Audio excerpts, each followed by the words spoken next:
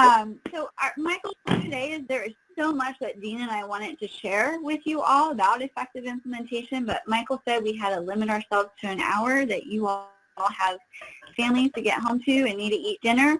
So we couldn't take up your whole afternoon and evening. So we tried to prioritize here what we could talk about today. So we're going to walk through around what our formula for success is here at the National Implementation Research that we use to guide our implementation work.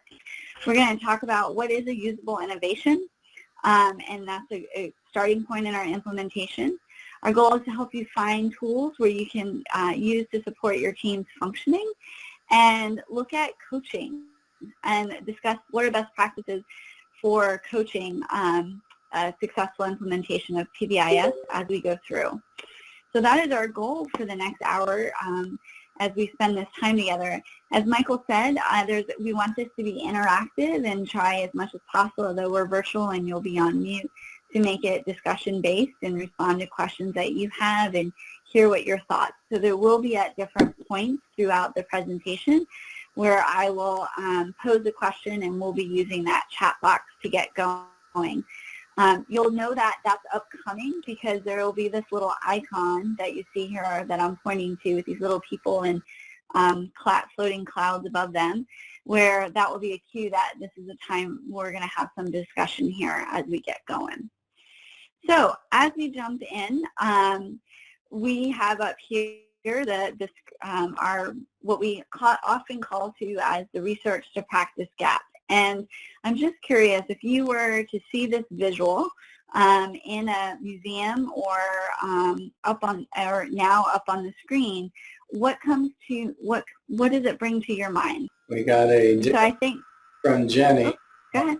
Concurring that it does take some time to implement, and that teams sometimes don't deploy research or deploy their implementation efforts around making the connection between research and implementation.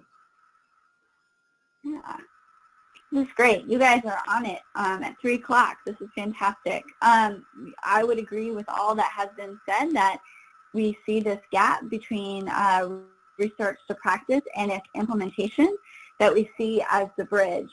Too often, as someone just noted, we do not see the translation of the evidence or what has been found in research and see that effectively translated and actually put into, as someone else noted, those real-world settings.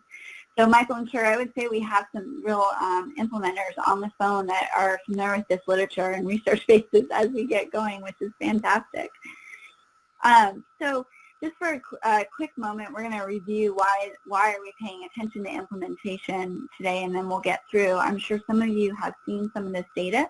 It's a little bit dated. It's from 2009, but if you look at the most recent evaluation that released of the school improvement grant work that was just done, we see that the results replicate themselves.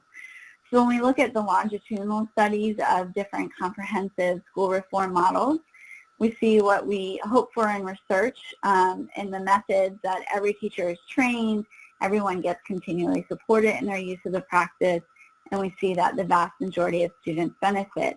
As many of you were just talking about, what these different studies found was when we followed up 3 years later in real-world application, that fewer than 50% of teachers received some training, fewer than 25% of them received support, and when we look at even 4 or 5 years later, fewer than 10% of the schools used the reform model as intended, those practices, and the vast majority of students did not benefit.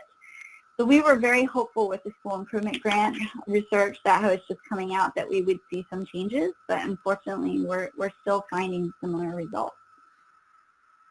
So what does it take to actually get to outcomes? I'm sure a number of you have seen this formula before. It's NIRN's formula for success. The National Implementation Research Network is very much a transdisciplinary organization. We study implementation across all different fields. Education is just one of them. We look at work that happens in child welfare, public health, maternal and child health, and even pharmacy, for example. So using our learnings and from our research and our application of trying to do effective implementation in those different fields, we have boiled it down to these three variables up here on the screen. One is we have to know what are the effective practices. That's where we have put a lot of money in education over the past few years, is in developing effective practices. But knowing them is not enough. We also have to have effective implementation practices to support those practices happening, or programs. We've seen less attention paid to effective implementation, but more so in more recent years. But we know we can have the best practice that has strong research behind it, excellent implementation practices, but if those are not happening within an enabling context or a hospitable environment, one that, for example, is a culture of learning and continuous improvement, one with strong leadership, and has good communication feedback loops in terms of practice to policy, we still won't get our outcomes that we're looking for. So we need all three of these variables in order to have the successful outcomes that we're looking for. And it's a multiplication formula. So if any one of those are missing, I'm sure if you recall third grade math, we will not have the outcomes that we're looking for. So the other piece I want to mention is within that formula, NIRN has identified 5 active implementation frameworks that we use to operationalize what are the implementation practices, the different processes, procedures that we need to engage in to support having those 3 variables come to life in our work and within our organization. So the first one I want to talk about is the usable innovation active implementation framework. We not only need to have an effective practice, one that has evidence behind it, but we have also found in our work, and for example from Flay's research, that it needs to be usable. The innovation needs to be teachable, it needs to be learnable, it needs to be doable, and we need to assess whether it's happening in practice. Our framework for usable innovation or intervention has 4 criteria to it. So first and foremost, we have to know what the philosophy, the values, and the underlying beliefs are to the practice of the program. And who is it for and who is it not for? Or another way to say that is the inclusion or exclusion criteria. Second criteria is that we have to know what are those active ingredients or those essential functions that must be present in order to get to the outcome. So what are those core components? So I'm a big baker, and if I have a recipe to make my favorite cookies of chocolate chip cookies, if I don't include flour, my cookies are not going to be very good. I'm not going to be able to eat them. Flour is an essential component. Now I have a good friend who would argue chocolate chips are not an essential component to chocolate chip cookies. You could include them out and you would still be able to eat them and enjoy them like a sugar cookie.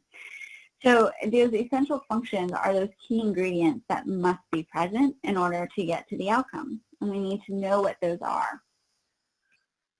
We also need to know how do we operationalize those essential components. What exactly is it that the adults are saying and doing when they're engaged in those activities? NIRN uses the tool called a practice profile to operationalize the components. Some use an innovation configuration that you might be familiar with. The 4th criteria is a Fidelity Assessment, which allows us to answer the question of, are we using the practice as intended? So if we think about PBIS, it is a usable innovation. It meets all 4 of those criteria. We know what the underlying philosophy and the values and beliefs are. It's based on behavioral and prevention science. It's intended for all students.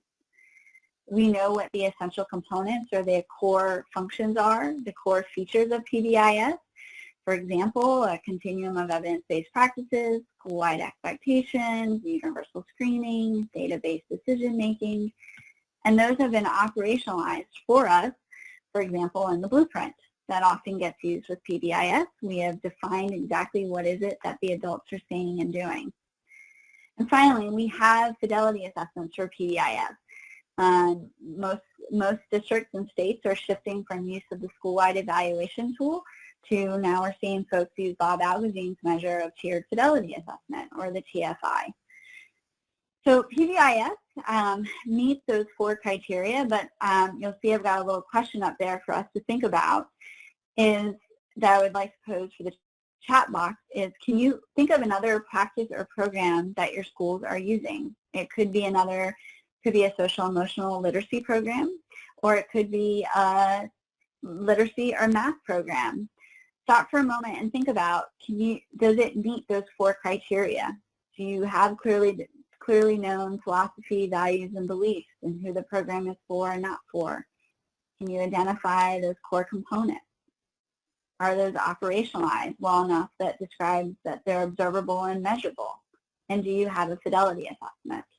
So I'd like folks to pick one in their head, run through, think about those 4 criteria, and use the chat box to note how many of the criteria are met, and if you're willing to name the program that you're thinking about or the practice as well.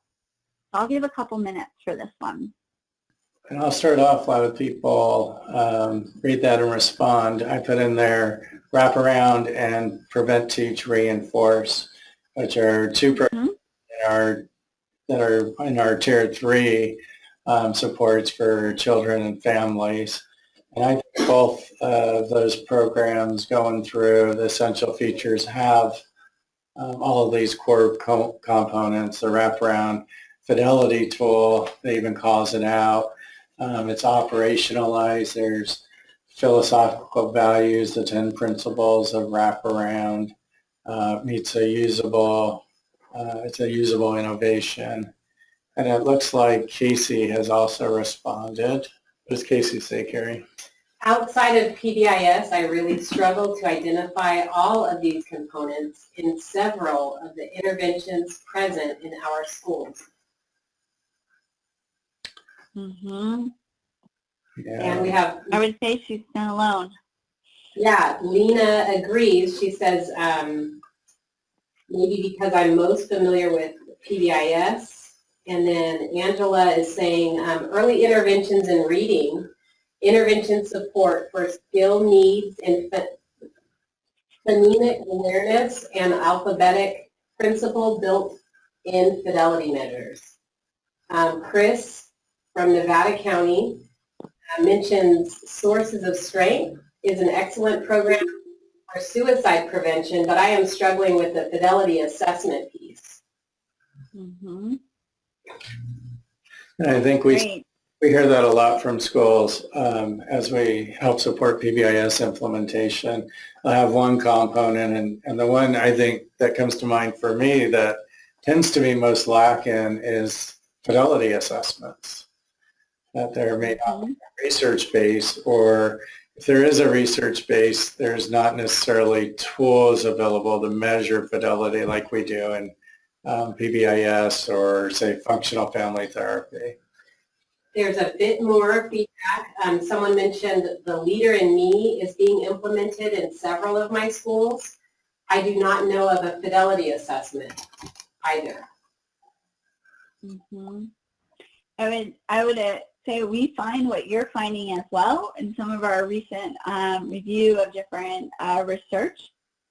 Probably 5 to 15% of practices or programs out there have their essential components identified and well operationalized, and only 7% of that 5 to 15% have a fidelity assessment available to them. So we see this as well.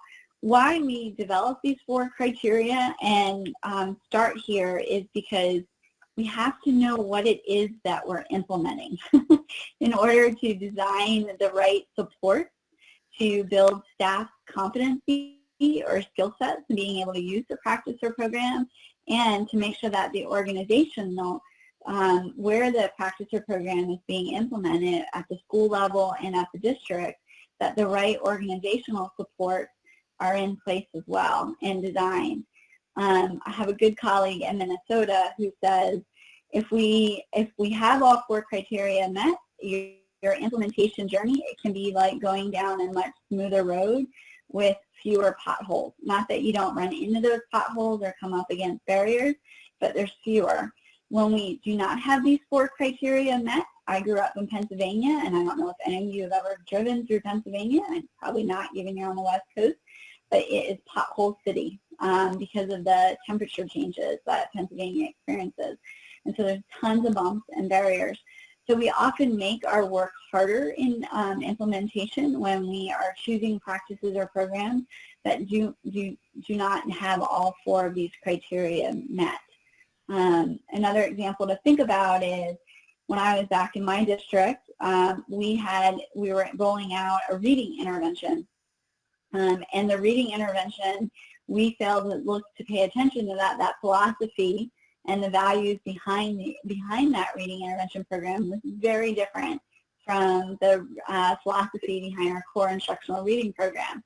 So I bet you can guess how well our implementation went of that reading intervention program. We hit some serious bumps as an example there. So we when you're thinking about adopting a practice or program and you're doing good exploration work, take a moment to evaluate, does that practice or program meet these 4 criteria of being usable? If it doesn't, what will be the work needed to ensure that it does meet the criteria, all 4 criteria? And who will you need to partner with and able to do that work? We very much believe at NIRN it shouldn't be on schools to have to do that work. We need to be partnering with the program developers and our state and our regional folks like your Placer County organization here that's sponsoring the webinar today to help us do that work. All right, so it's one of our frameworks that we've talked about, usable innovation. It's often our starting point in identifying what is it that we're implementing and how well defined is it? Does it meet the usable criteria that we can try to limit our potholes or our barriers that we're going to encounter in our implementation work. All right, so let's talk a little bit about some of the frameworks within that we use to operationalize the effective implementation practices. One that I'd like to spend some time on today with you all is this notion of implementation teams. We at schools do an excellent job at having lots of teams. Would you guys, I wish I could see you all because I would say, would you agree? And I usually get some head nodding, so maybe you can type yes in that chat box for me or no. But we usually have lots of teams. When I think back to my own district, we had a PBIS team, we had it back, okay, so I'm going to date myself. We had an RTI team, we had a Common Core team because Common Core was coming. We had our leadership team and so on. We had too many teams, and when we looked across all those teams, it was very much often the same people who were sitting on those teams. And so we need to really think about what is the function of that team. We boil that function of the team, of an implementation team, down to 3 functions. One is that they have to be ensuring that the supports are in place for use of a practice. So thinking about not just the competency supports of training and coaching and how do we select which staff and do we have fidelity, but also the organizational supports like do we have data flowing in a data system, or do we have good problem solving with leadership and barrier busting that we're encountering.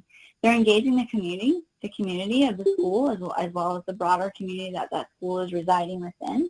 So looking at stakeholders, and they're helping create that enabling context, meaning one of continuous improvement and a culture of learning with leadership. Now, we would at NIRN, we say one implementation team.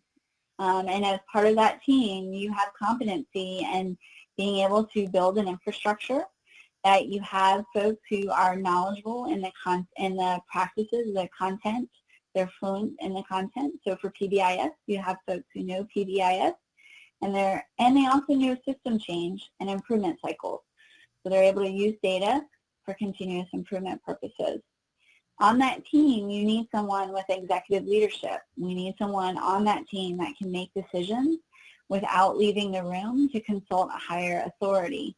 Without having someone with executive leadership on your implementation team and being a linkage to that district cabinet or to the school leadership team, you don't have, we often spin and decisions can't be made or barriers busted. Often in implementation, we're dealing with scheduling, resource allocation in terms of people's FTE, their time, how they're being spent, and that takes executive leadership within a building or that authority. When we think about who is supporting teachers and staff, we need a linked teaming structure between the buildings, the school buildings, and the district. And it is key that there is communication that is happening between each of those teams, and that there's a clear communication protocol on who is the point for communication, who are the intended audiences, how is communication effectiveness being measured, the frequency of the communication, and so on. And at CISEP and at NIRN, we would say you also need those communication linkages between a regional and a state team as we go forward. We have a couple different tools and resources to look at team functioning and the competencies of the team that I was just talking through. One is we have a communication protocol. This is hyperlink that you can go to on our resource to kind of outline how do you communicate from your building team to the district team and back, the point people, the frequency, the messages, the content of what, and how do you know if it's being effective. Another helpful tool that we use at NIRN for implementation teams functioning is what we call a terms of reference. It's a tool to outline what is that team's ways of work, what's their purpose, their vision, what's their scope of their work, are there boundaries to that work, how do they make decisions, their level of authority and decision making, and their overall norms and values for how they work together.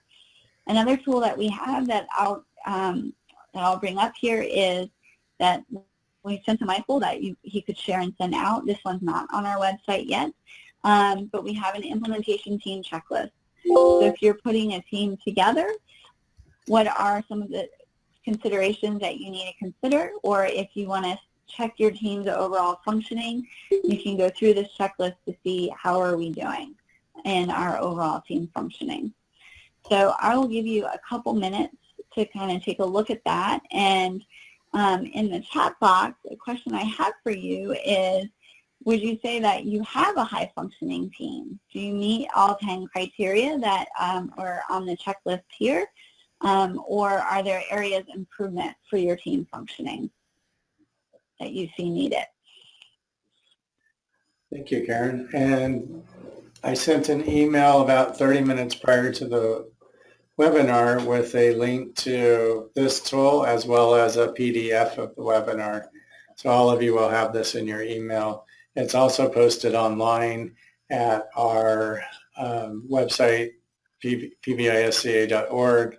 Just go to events, find today's webinar, and you'll find the resource there. And I'll chime in while people review this. Just for me, having a checklist holds, I think, us accountable, and for myself, and you get really busy in your work, this kind of grounds you in remembering what the key features are that you should be looking at around team development and implementation. No responses yet because I think they're so excited about the tool.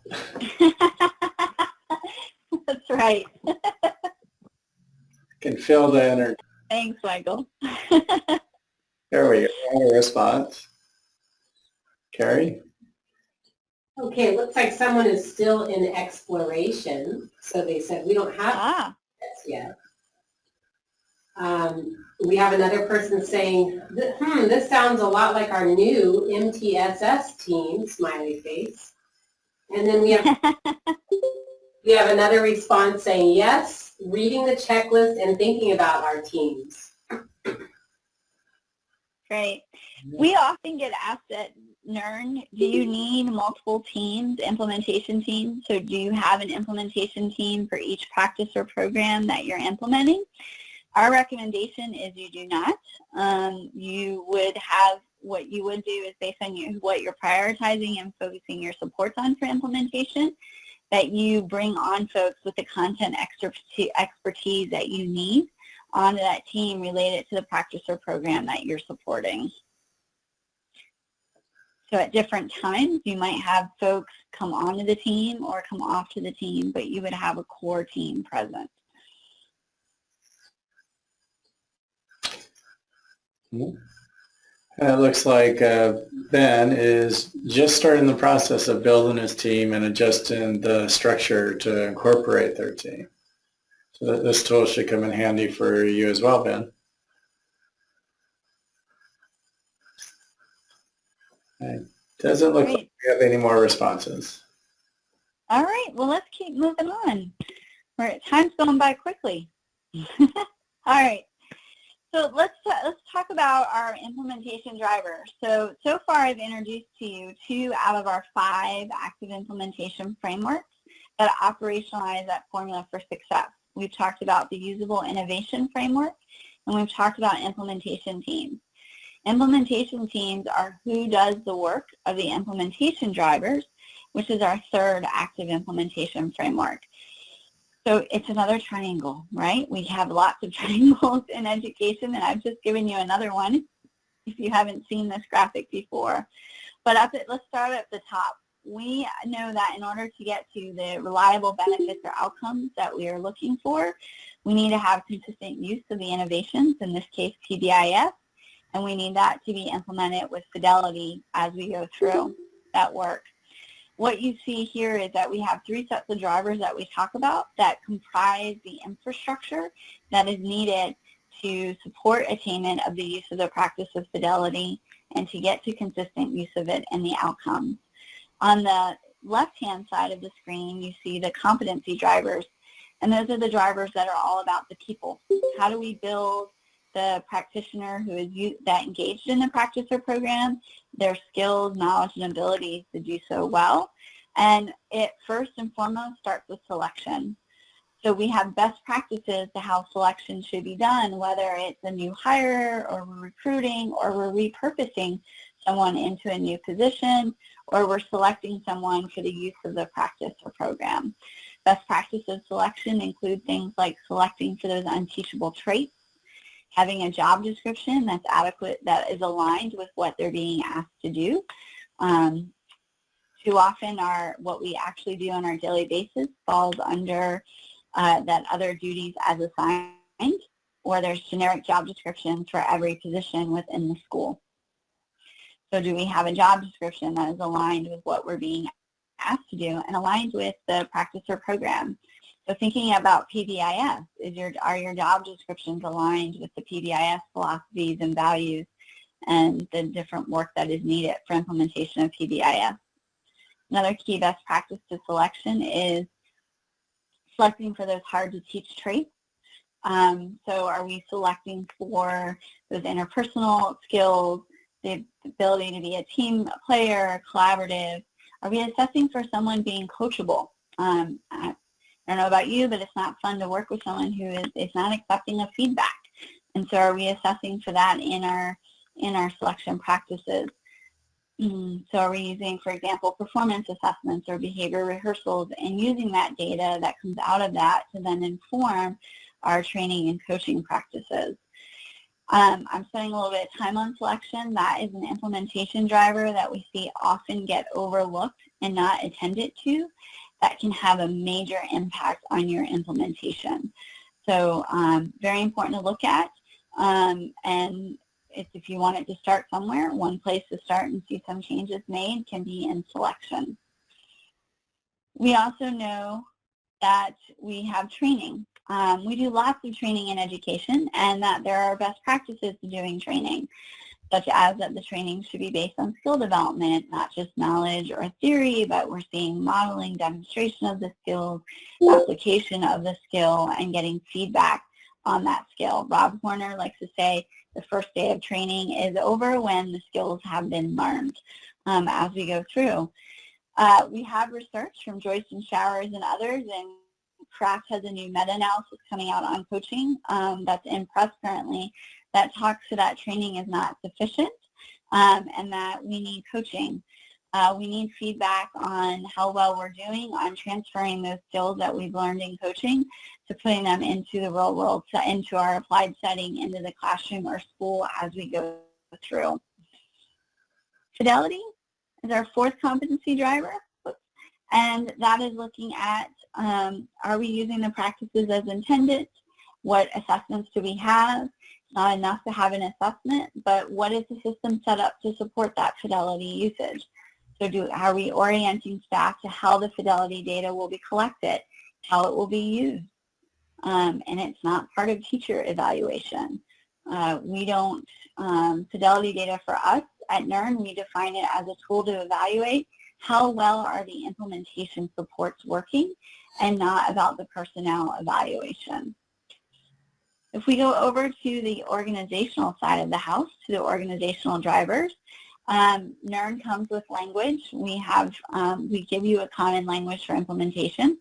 And two of our terms that folks struggle with the most, that I did as well, upon being new to implementation science, is this notion of facilitative administration. What does that mean? What that means is that we're trying to make the work easier for our teachers and those who are engaged in the practice or program. It's about the barrier busting and the problem solving that is needed. So it's really about flipping that hierarchy or that organizational chart and putting the teachers and the practitioners first and foremost and thinking about how do we make their work easier. And facilitative administration is problem solving or barrier busting on the things that we have control over. So what at the school level do we have control over? Often that's things like the master schedule. It can be hiring based on how you're set up and structured. Systems intervention is another funky term. What does that mean? It's problem solving and barrier busting, but around that, we're lifting up those problems that we cannot solve. So if it's beyond our control, so for example, if there's policy on the books or a state procedure that's actually causing a bump in our implementation that we're running into, how can we lift that to the appropriate agency within the system to be resolved? So I'll give you an example. We were trying to implement at a high school a reading intervention program that was part of a master, just a full-on reading class at the high school. Turns out there was a district policy on the books that if students were taking that class, that intervention, they could not get course credit for it.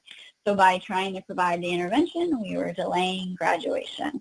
So the high school themselves could not solve that.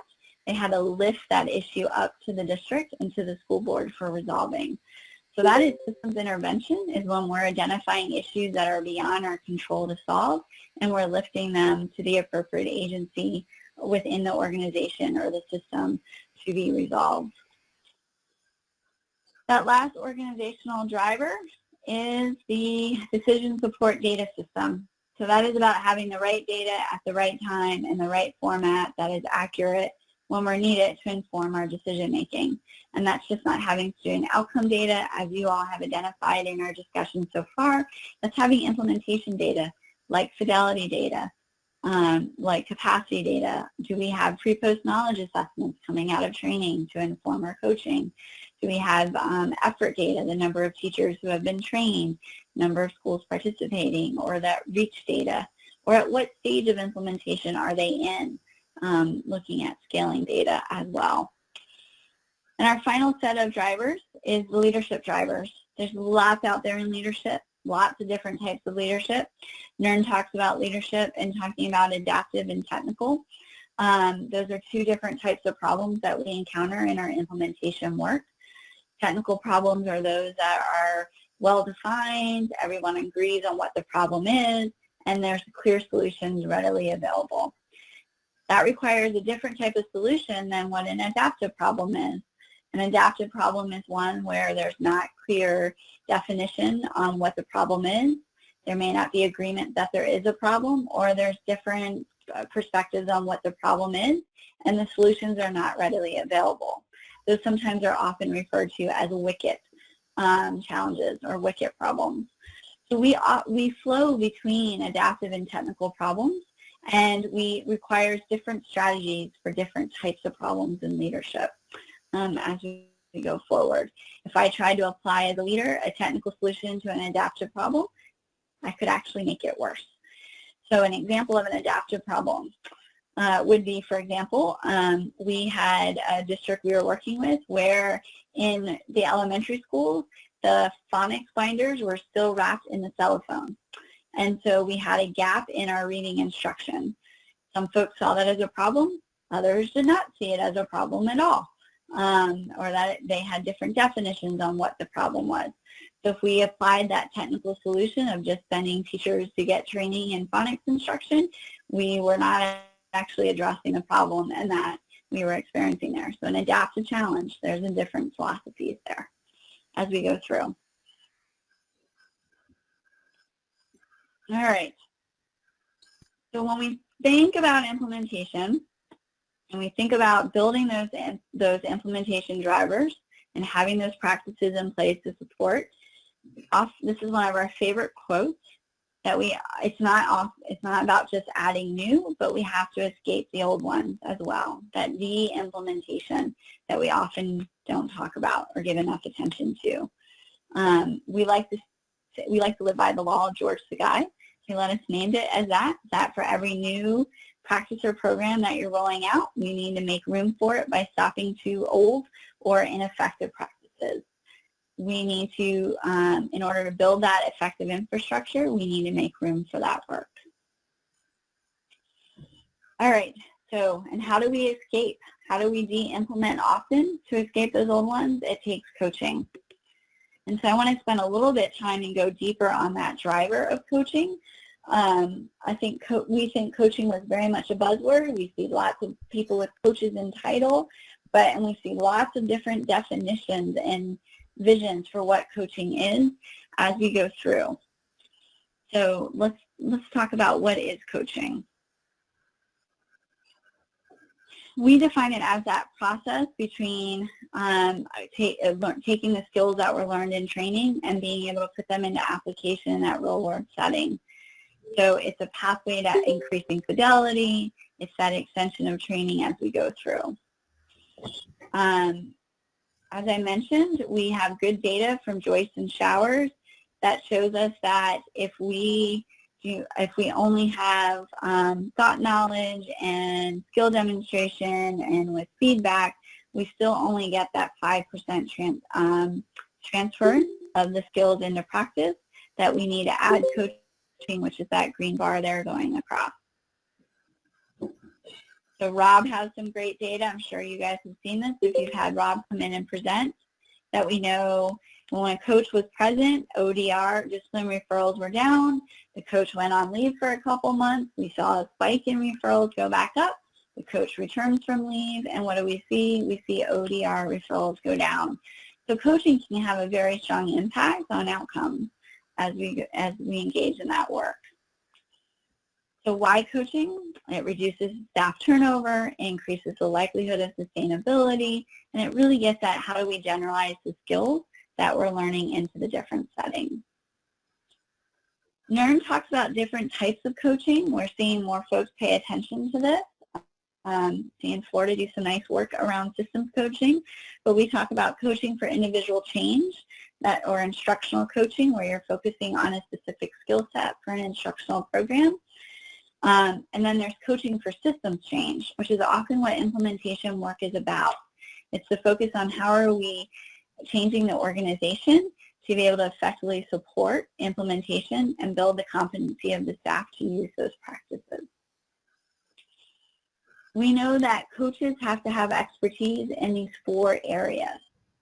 They have to have expertise in the content, in the practice that they're coaching to. I know that seems like a no-brainer, but we see states and districts often go through this awkward stage of where they're learning and implementing a new practice that they're bringing in, and they don't yet have internal to their own organization or within the state the folks with a strong expertise, knowledge, content fluency in the practice.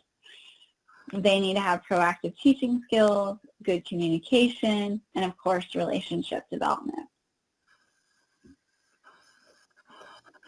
So when we think about coaching, and we think about the core functions of coaching, that is to develop the knowledge and skills, encourage good self-reflection and accurate self-reporting, and provide personal support. We provide at NIRN a recommendation on the % of time a coach should spend in those 3 areas, and we often see that this is not happening. And when it's a new skill, 60% of our time should be spent on developing the knowledge and skills, 20% on that accurate reflection and self-reporting, and 20% on personal support. If after we see mastery as a coach, where do I need to shift my time that I'm spending in those different functions? I should shift to 20% of being able to develop knowledge and skills, 60% on working with the individual or the team on their accurate self-reporting and reflection, and personal support always stays constant at 20%. If all we're doing is personal support, it's not skill development or coaching, that often looks more like a therapeutic relationship over time. So thinking about your own coaches, if you have coaches or if you received coaching, where have you seen time be spent? Have you seen imbalances in the reflection and the personal support, or in the developing the knowledge and skills? Or do you think this pretty much accurately describes how your coaches are spending their time? So why don't we go ahead and respond in the chat box? While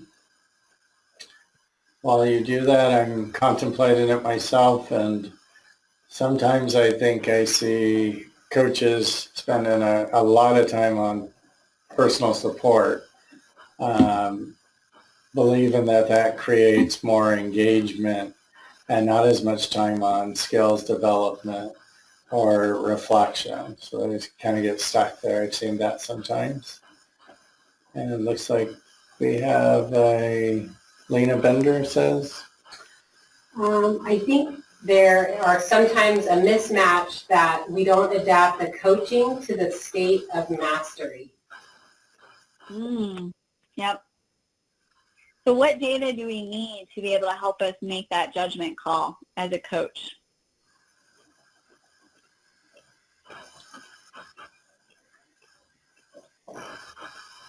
I would say Fidelity data is one of our prime sources of coaching effectiveness, as well as a data source to help us judge whether we can make that shift from initial coaching and how we're spending our time to that coaching after mastery. Mario hit the nail on the head. You got it right. Fidelity data. Yeah, awesome. Any other thoughts on this, or should we continue to move on? Why don't we go ahead and move on? All right. Thanks, Michael. All right. Training versus coaching. Some key points here. Training is a presentation of material to develop new knowledge or skills. Coaching is that on-site support. You can have a person who is a trainer and a coach. They're doing both, but the skills and the functions and how do we measure their effectiveness are different as we go through. We think about coaching as a solution. It provides us opportunities to build that accuracy on the skills behaviors and create opportunities to provide that feedback.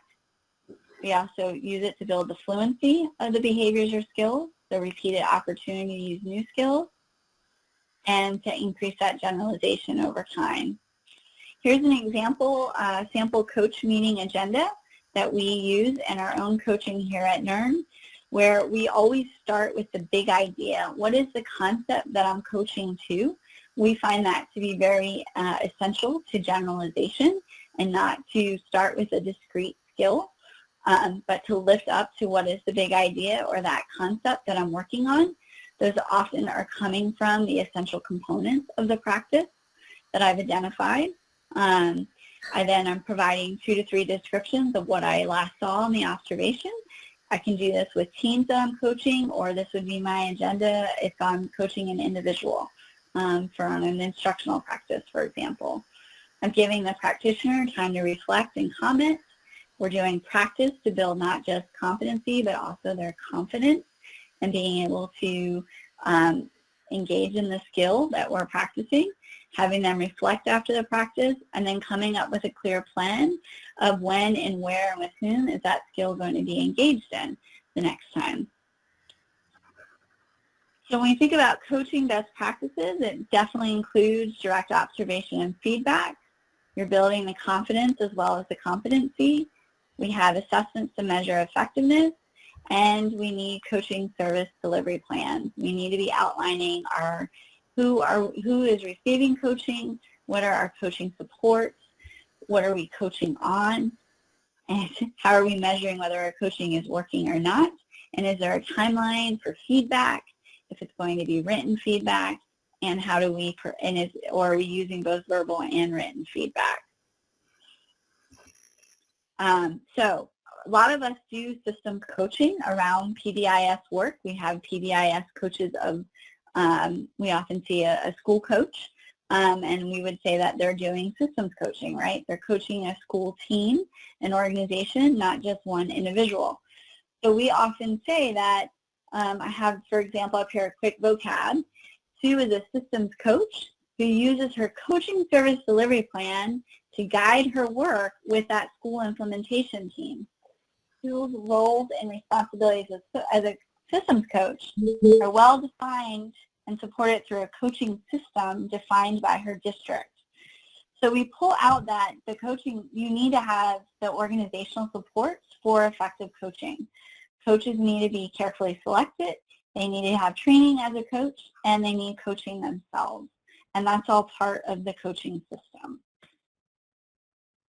So I talked a little bit about the coaching service delivery plan as we went through, but that's really specifying those concepts or skills of what we're coaching on, and then how is the coach coaching? So are they doing observations of the school leadership team for PBIS?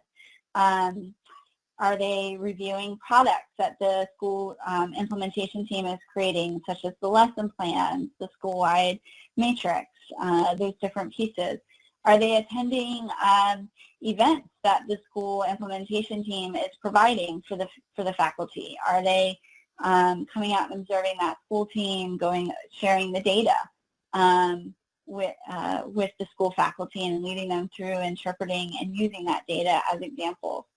What's the frequency of that coaching? How am I getting feedback? And if I'm providing written feedback, what's my timeline for doing so?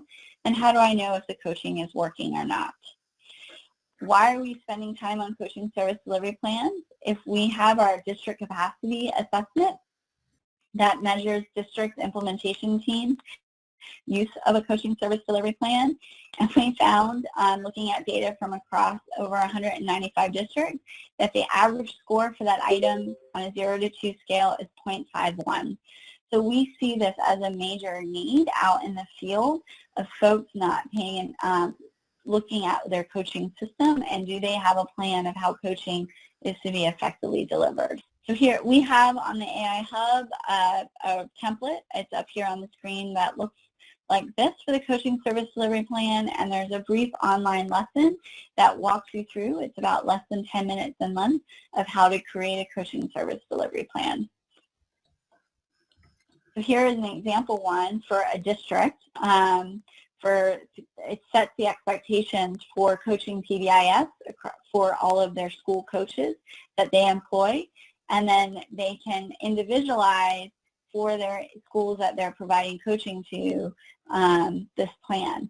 So a school can have an individualized coaching plan, but what this example is doing, it's setting the district-wide expectations for what coach looks like, what the coaching is for PBIS. So I'm going to give that a moment up on the screen and see if anyone has questions, Michael, about a coaching service delivery plan, or share their experience in using one. Great, thank you, Karen. And remember to use the chat box for your responses. My personal observation, what I see often in some schools, is when it comes to PBIS, I don't always see items as explicit as this. When it comes to some models of academic coaching, I'll see models or a lot more intention around coaching models. I think we're in a transition, at least in California, kind of a change in frame between on how people really conceptualize the need for coaching with PBIS or other interventions and academic interventions. Mm-hmm. How does the chat box look, Carrie? Nothing yet. Okay. All right. You can So still, Michael, oh, go ahead. no, go ahead. I was just going to suggest to people, you can still put your questions in here and we'll have Karen move on. All right. So Michael, I'm looking, are we scheduled till 4? Is that correct? 3 to 4:30. Oh, 4:30. Okay, good. I wanted to check that we were okay on time.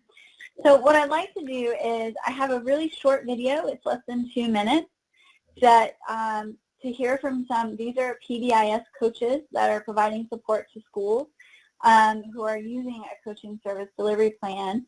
And I just thought it would take a few minutes to hear what they have to say about their use. And then my question to you all for the chat box is what do you hear them describe as in their use of the coaching service delivery plan? Excellent. And so Michael, I think you're going to play this, right? We'll set that up, but we had a question come in while I set that up. So there was a question, who would be involved in developing this coaching plan? It's often developed by the district implementation team and in collaboration with the coaches. There's often the district will create a universal one that sets the expectations, and then coaches themselves will individualize it for the school that they're providing support to, that they're coaching. Some schools, based on their Fidelity data, might need emphasis in 1 or 2 of the essential components, more so than another school who, say, has got their lesson plans down for school-wide. Their school-wide implementation looks really good, and they're going on to focus on Tier 2, for example. Excellent. Thank you. And I think we're ready to run the video. What's the value added of creating these coaching service delivery plans using your Fidelity data? Well, I coach behavior primarily, and when you go into a building, it's difficult not to be pulled in many different directions. There are crises that are always popping up and things emerging that everyone wants you to attend to immediately, but when you have a plan that you can refer back to, it helps giving you the opportunity to step back from the immediate demands and look at the big picture of what we were trying to accomplish in this building, and it helps to keep you very focused. I would say, again, it keeps you focused because you're always pulled. And so, and there's so much to work on that we forget, like if we don't have certain things in place, we're not going to get the most bang for our buck for other things that we're trying in the school.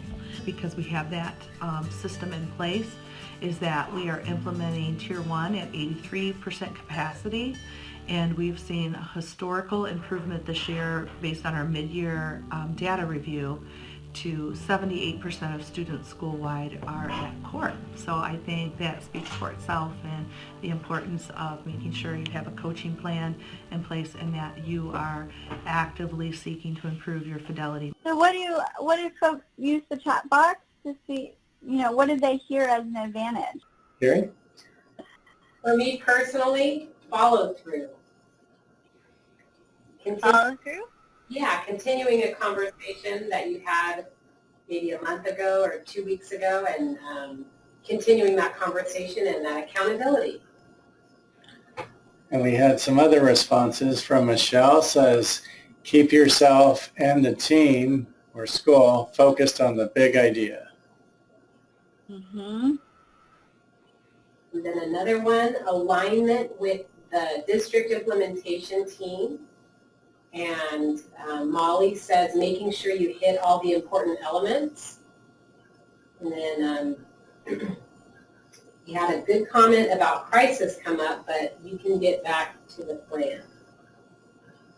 Avoiding distractions, says another participant. Great. Sounds like Michael, I would say our video worked. I was so excited it worked. Angela says considerations around how we communicate during coaching. So I think she's asking what considerations do we have around how we communicate during coaching? Yep. So it's a great question. So very much you need to think through in the coaching service delivery plan your communication expectations. So and who is being communicated with. We had a district, for example, where coaches were getting information prior to the building leadership, and building leadership was not happy about that. They felt like they were not able to adequately support the coaches' messages because they were not being caught up to speed in the same at the same time.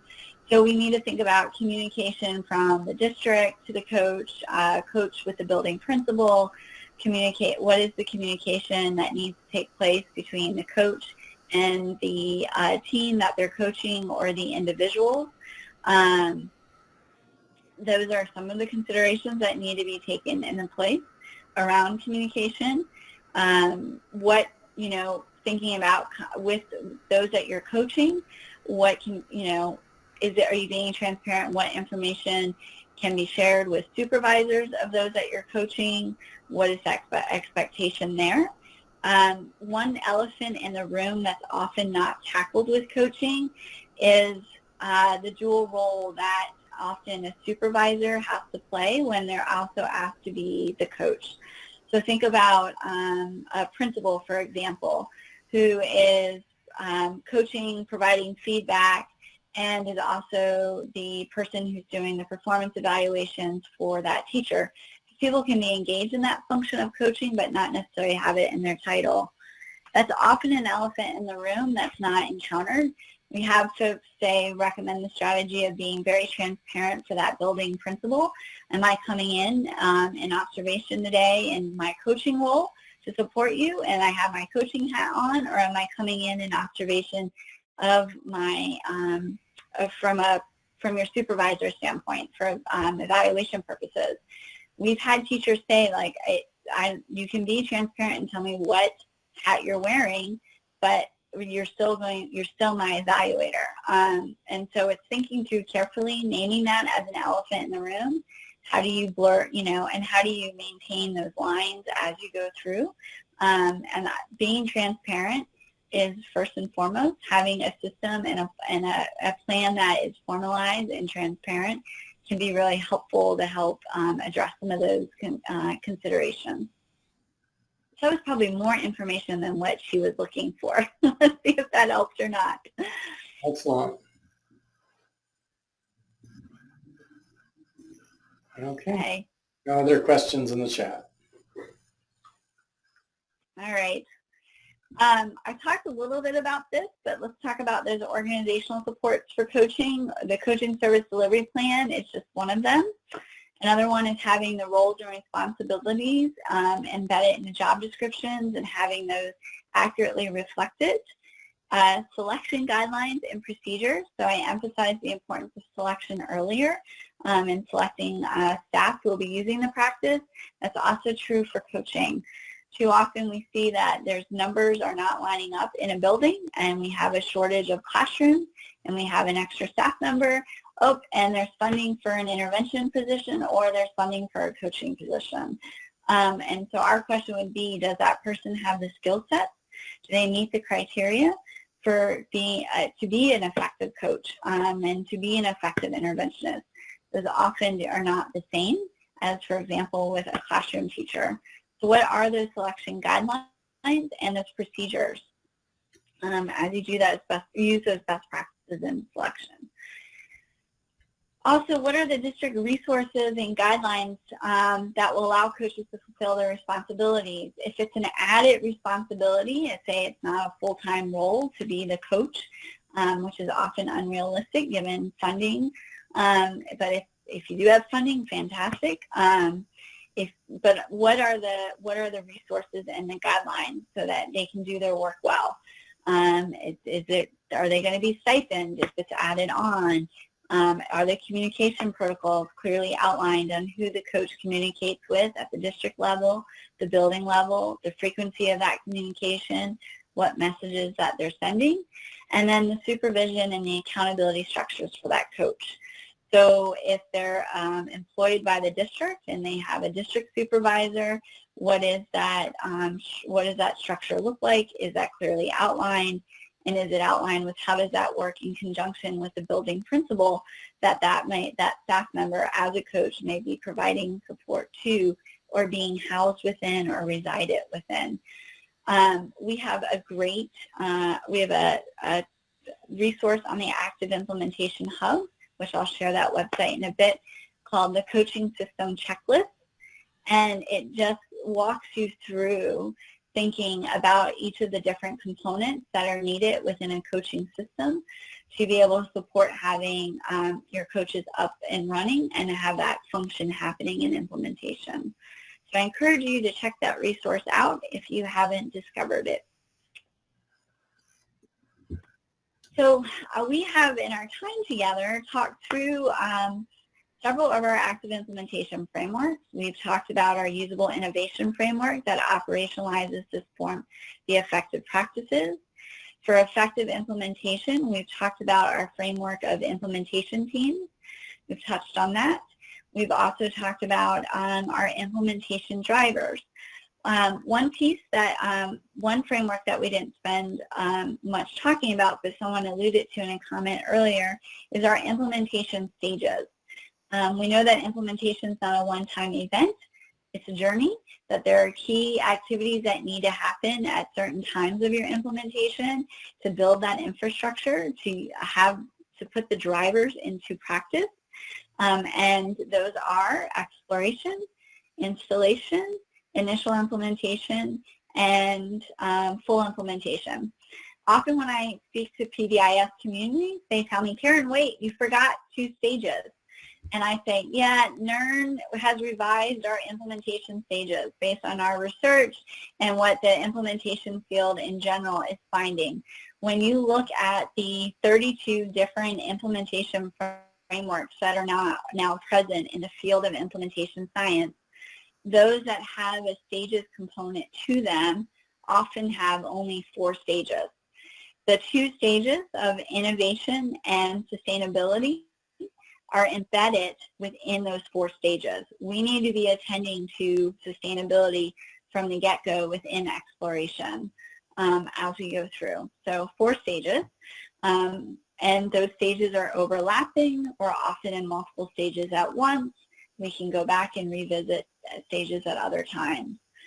So exploration, we're identifying our need, we're identifying what are our options, we're looking at whether that practice or program, out of those options we've generated, is it usable? We're looking at what resources we have available. Do we have the capacity to support that, or are we going to need funding to bring in outside trainers? We're looking at what is the communication that is needed. We're creating that readiness, and we're forming a team. Installation, we go into acquiring the necessary resources and support, and we start building or refining that infrastructure, how we select, train, coach, and those organizational side of the house, our data systems, and our leadership. We're building that infrastructure in installation. We're identifying who's going to be the first cohort of users. We're selecting them. We're providing training. Initial implementation starts when we start using the practice. When we see PBIS start to begin to be used. That's the start. That's the most fragile stage. Karen Blase, one of our co-founders, refers to that stage as the first pancake off the griddle, right? It's gooey in the middle or it's burnt around the edges because we don't quite yet have that infrastructure smooth enough or running, that the burner that those pancakes are being cooked on. So we have to be ready for to use data for continuous improvement so we can get started and get better. So, and who often eats that first pancake is usually the one that makes it, or I've had some folks say the dog eats it. So we've got to be prepared to know that that's going to be a fragile time, that we have to persist and be supportive and not revert back to the old practices. So those are our final stage is the full implementation. NIRN has that definition that full implementation is when 50% of your teachers are using the practice with fidelity and we're seeing the outcomes that we're wanting. We have folks that ask us why 50%. Where did we come up with that? Did we arbitrarily make that up? No, we did not. We find that if you have 50%, you've got a strong enough, you've got a nugget, a strong enough core that is using the practice that will be for sustainability, and you're always going to have new staff come on, because turnover, unfortunately, is a natural way of what happens. So those are our 4 stages. You can find more information on our website about them. So those are, we've talked about 4 out of 5 frameworks. The last one I'm going to mention before we wrap up is, oh, I forgot I had slides on that. I got so into talking. So here's our current context. Talk about enabling context. Check this out. I want you to find a blue ball and try to monitor it as it works its way from the beginning up on the left-hand side and all the way down at the bottom to improved outcomes. You can use the chat box to tell me what happens to your blue ball as it makes its way through. This is often the current context we live in. We identify a good practice or program, an effective one that we want to get implemented. We try to put it into the system as is, and what happens is that practices or programs get morphed. They get changed in some way to fit the context or the existing system. And then we don't get the outcomes that we're looking for. Love it. So instead, what we should be doing is changing the system, the context that we're working within, to support that practice or program so it doesn't get smushed, it doesn't get cut in half, or just disappear as we go through. So the stages that I was just describing is what helps us bring some order to that context as we systematically think about the different activities that are needed at each stage of implementation as we make our way through. So I talked through these, but we like to think about that we're moving back and forth between these stages, and they're often overlapping. And on average, we find 2 to 4 years to reach that full implementation. The key piece of that is using data to help improve our supports in a continuous way. We identify, we go into planning, we get started, and we get better.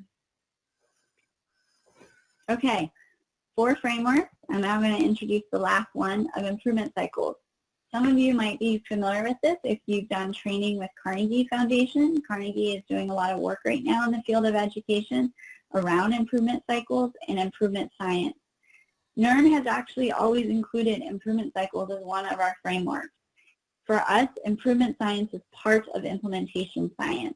It's not an either or. I had someone call me from California a couple months ago and say, my county is struggling with, we're arguing over whether we should go improvement science or implementation science. And I said, you need both. It's not an either or.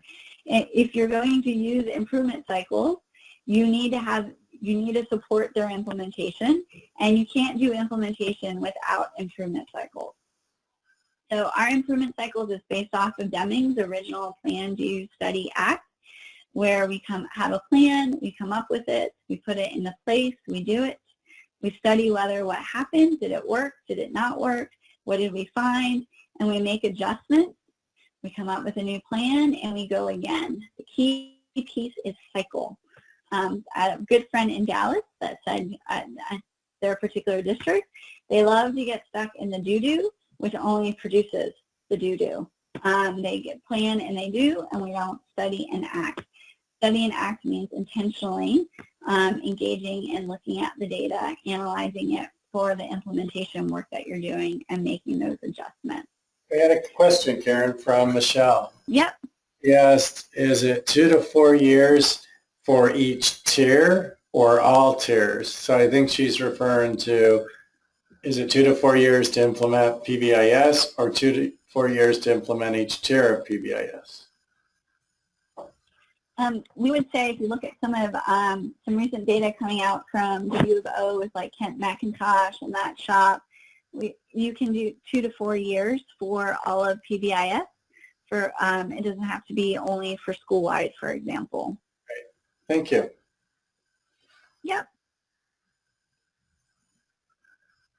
So the Plan, Do, Study, Act, we find that is critical to engage in our stage-based work for how we improve our drivers, the infrastructure, and it's also critical for creating a practice policy feedback loop or for maintaining, creating that systemic change. We need to have practice informing those on the ground, our teachers, our users, our schools, and we need to have information and data coming from them, from the practitioners, to inform the policymakers. Our method of doing that is through a linked implementation team structure, right? So we have information flowing from the ground all the way up to, if you're looking within the whole state system, up to the state team, to the regional or your county, from the district, and then that way we have practice informing policy, and policy is supportive or enabling that effective practice. We think about that as one super large Plan, Do, Study, Act cycle, and the goal is that we're aligning our infrastructure, we're integrating, and we're leveraging our resources as we go through that work. So implementation teams are the key when we think about from a state education system to be able to support teachers and schools. We need them. We can't do this work without them. So I'm going to stop there and leave a few minutes for questions, Michael, if that's okay. That's great. Thank you very much, and thank you everybody for joining us. Just a reminder, please go to our website and join us for the California PBIS Coalition Conference in October. And I think I missed the date on the global conference. Karen, what was that again? It's in the PowerPoint, but that is coming up in June. It's June 20th to the 21st. Awesome. It is taking place in Toronto, Canada this year. Fantastic. It would be beautiful there that time of year too. So yeah. And thank you everybody, and this is a wrap for this part of the webinar series.